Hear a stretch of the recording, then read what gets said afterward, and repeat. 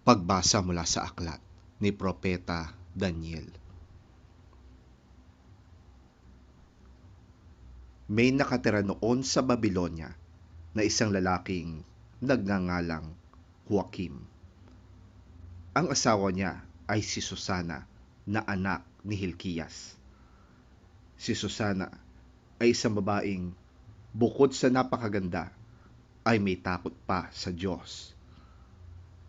Ang kanyang mga magulang ay mga tapat na Hudyo at pinalaki siya ng mga yon ayon sa kautusan ni Moises. Napakayaman ni Joachim at ang bahay niya'y napapaligiran ng malawak at magandang hardin. Karaniway doon nagpupulong ang mga Hudyo sapagkat iginagalang siya ng lahat. Yon ang naging tanggapan ng dalawang hukom ng bayan at doon nagpupunta ang mga taong may usapin. Nang taong yon, nahalal na hukom ang dalawang matandang pinuno at ganito ang sabi ng Panginoon tungkol sa kanila. Lumabas sa Babilonya ang kasamaan sa katauhan ng dalawang matanda na naglilingkod sa bayan bilang mga hukom.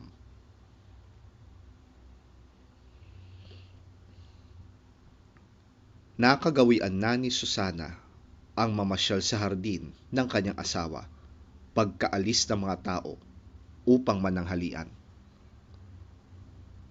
Sa araw-araw na pamamasyal niya doon, ay nakikita siya ng dalawang pinuno at naakit ang mga ito sa kanya. Nagkaroon sila ng masamang hangarin sa babae. Sa kanilang pagkahibang kay Susana, tinalikuran nila ang pananalangin at kinalimutan ang kanilang tungkuling magpatupad ng katarungan sa bayan. At dumating ang pagkakataon.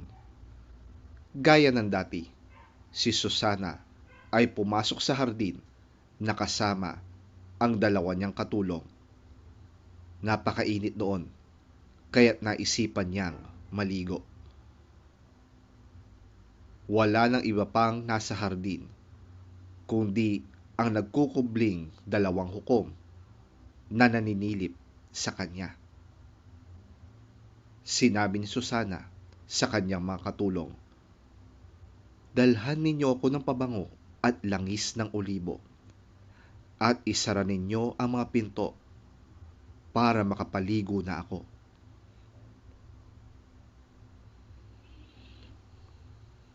Pagkaalis ng mga katulong, mabilis na lumapit kay Susana ang dalawang hukom. Sarado ang mga pinto at walang makakakita sa atin, sabi nila kay Susana. Sabik na sabik kami sa iyo, kaya't pagbigyan mo na ang aming kahilingan. Kapag tumanggi ka, sasabihin naming nahuli ka namin na nakikipagtagpo sa isang binata, kaya mo pinaalis ang iyong mga katulong. Litong-lito si Susana at nasabi niya, wala akong lusot. Kung papayag ako sa inyo, paparusahan ako ng kamatayan. Kapag tumanggi naman ako, maghihiganti kayo sa akin. Ngunit mamatamisin ko pang lasapin ang tindi ng inyong higanti kaysa magkasala ako laban sa Panginoon. Pagkasabi niyon, ay malakas na nagsisigaw si Susana. Ngunit sinabayan siya ng paratang ng dalawang lalaki. Ang isa'y tumakbo sa pinto at binuksan ito.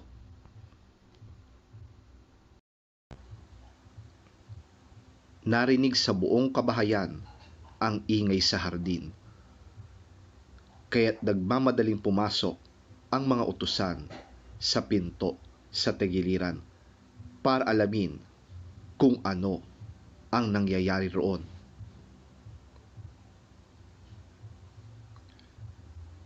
Sinabi ng dalawang hukom ang kanilang paratang kay Susana at ang mga katulong ay nabigla sa kanilang narinig sapagkat wala pa silang narinig na gayong paratang laban kay Susana.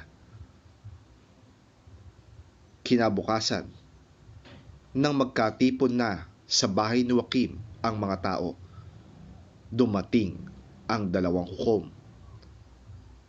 Handa na silang hatulan ng kamatayan si Susana. Sa harapan ng lahat ay ipinag-utos nilang tawagin si Susana, ang anak ni Hilkias at kabiyak ni Joaquim. Dumating ang babae kasama ang kanyang mga magulang, mga anak at lahat ng kanyang kamag-anak.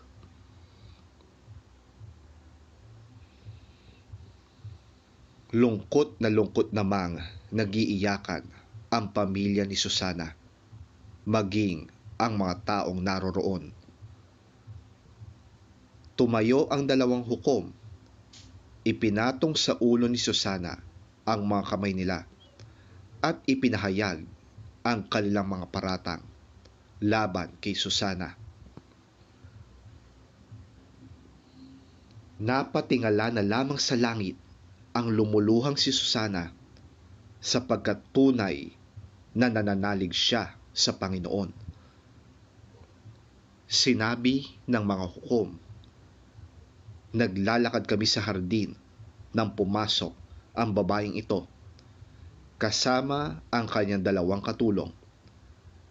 Isinara niya ang mga pinto ng hardin saka pinaalis ang mga katulong. Hindi nagtagal, lumabas sa pinagkukublihan ang isang binata at silang dalaway nagtalik. Naroon kami sa isang sulok ng hardin. Pagkakita namin sa kanilang ginagawang kasamaan, lumapit kami. Kahit na nakita namin sila na nagyayakapan, hindi namin napigilan ang lalaki. Higit na malakas siya kaysa amin, kaya't madali niyang nabuksan ang pinto at tumakas.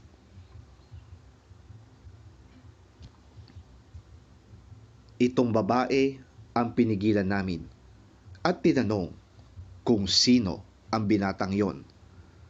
Subalit ayaw niyang magtapat.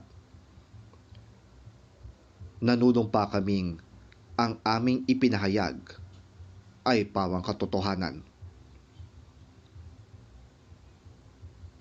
Sapagkat kinikilala silang pinuno ng bayan at mga hukumpa, pinaniwalaan ng mga tao ang kanilang salaysay at nagkaisang parusahan ng kamatayan si Susana. Dahil dito, malakas na sinabi ni Susana, Diyos na walang hanggan, nalalaman po ninyo ang lahat ng lihim at nakikita ang lahat ng bagay bago pa mangyari. Alam po ninyo na walang katotohanan ang ibinibintang nila sa akin. Bakit ako papatayin? Gayong hindi ko naman ginawa ang ibinibintang nila sa akin. Dininig ng Diyos ang kanyang dalangin.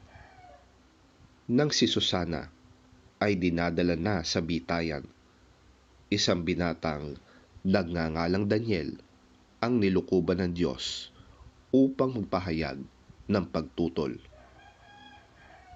Ayoko mapabilang sa mga sumasang-ayong patayin ang babaeng ito. Sigaw niya. Tinanong siya ng mga tao, Anong ibig mo sabihin, binata?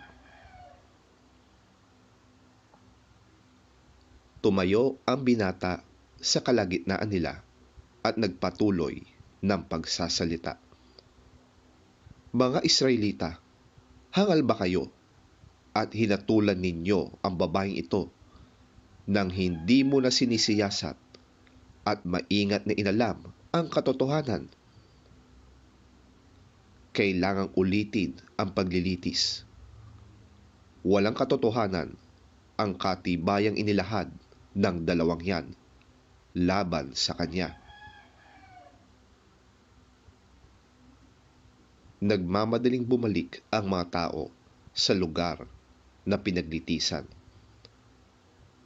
Sinabi ng mga pinuno, Daniel, dahil binigyan ka ng Diyos ng karunungang gaya ng sa isang pinuno, halika at sumama ka sa amin sa paghatol sa usaping ito. Pagkatapos, nagsalita si Daniel. Paglayuin ninyo ang dalawang hukom at magkahiwalay ko silang sisiyasatin. Nang mapaglayo na sila, tinawag ni Daniel ang isa at sinabi, Matandang walang kahihiyan, kailangan panagutan mo na ang maraming kasalanang ginawa mo. Hindi makatarungan ang mga hatol na iginagawad mo. Pinaparusahan mo ang walang kasalanan at pinalalaya ang talagang nagkasala. Bagamat sinabi ng Panginoon, huwag ninyong paparusahan ng kamatayan ang walang sala.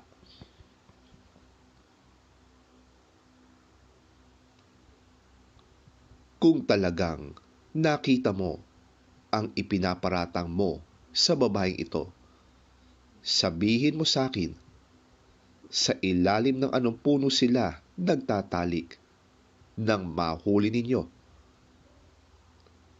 Sumagot siya, sa ilalim na maliit na puno ng goma. Sinabi ni Daniel, kung gayon, buhay mo ang kapalit ng iyong sagot, sapagkat ibinigay na ng Diyos sa kanyang anghel ang parusa mo at hahatiin ka sa dalawa.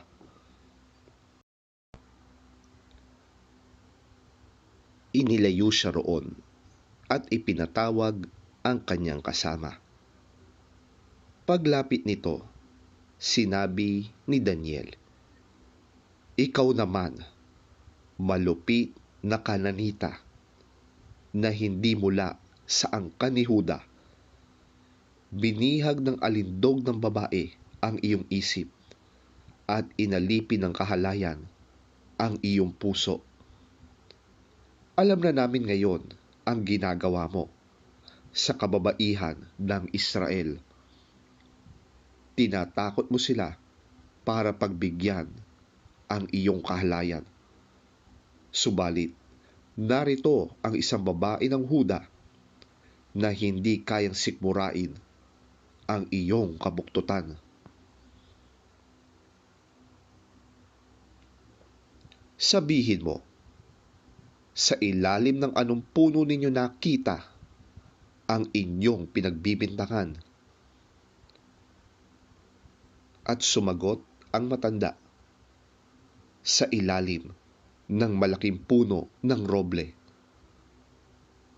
Kung gayon, sagot naman ni Daniel, buhay mo ang katumbas ng kasinungalingang ito, sapagkat naghihintay na ang anghel ng Diyos upang putulin ka sa pamamagitan ng espada. Sa gayon, pareho kayong mapapahamak. Dahil dito, nagsigawan sa tuwa ang lahat ng naroroon at nagpuri sila sa Diyos sapagkat iniligtas niya ang mga nagtitiwala sa Kanya. Binalingan nila ang 2 hukom matapos patunayan ni Daniel na sila'y nagsisinungaling at nanumpa ng hindi totoo. Hinatulan silang mamatay. Ayon sa kautusan ni Moises, ang nagparatang ng hindi totoo ay siyang lalapatan ng parusang nakatakda sa kasalanang ipinaratang niya. Naligtas nga sa kamatayan ang isang taong walang kasalanan ng araw na iyon.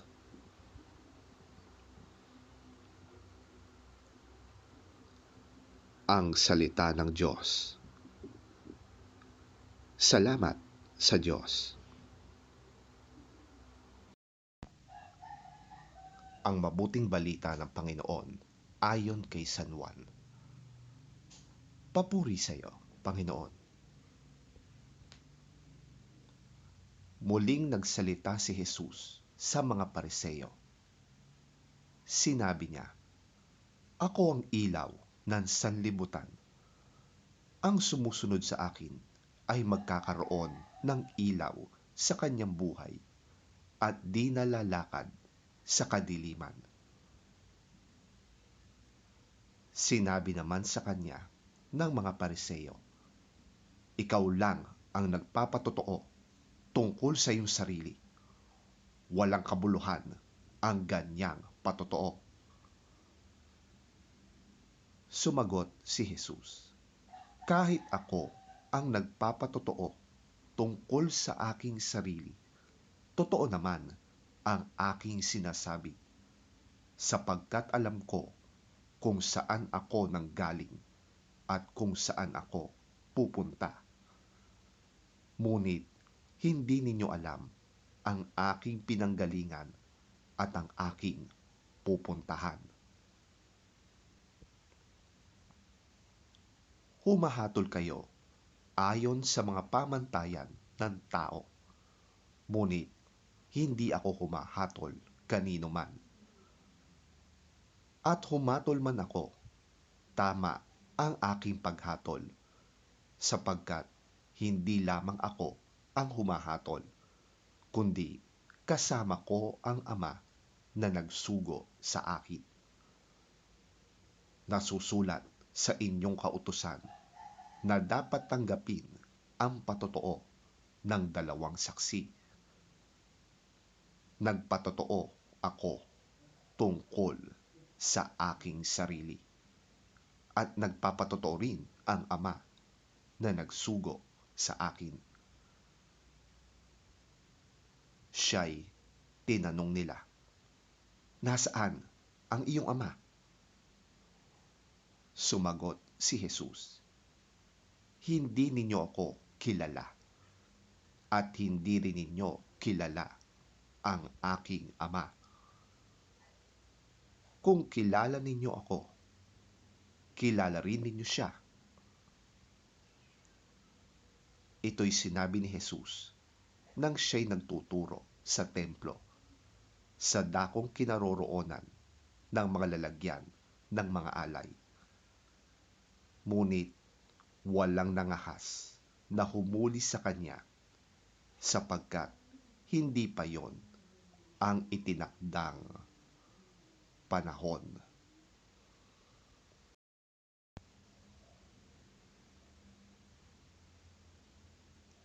Ang mabuting balita ng ating Panginoon. Pinupuri ka namin, Panginoong Hesukristo.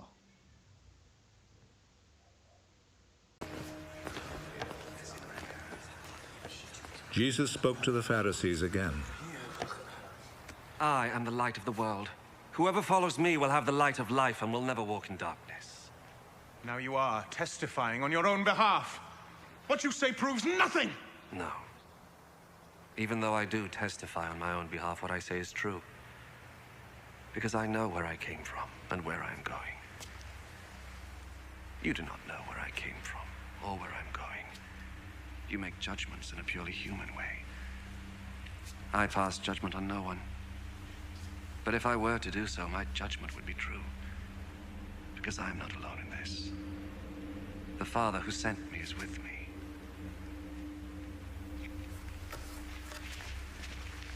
It is written in your law that when two witnesses agree, what they say is true.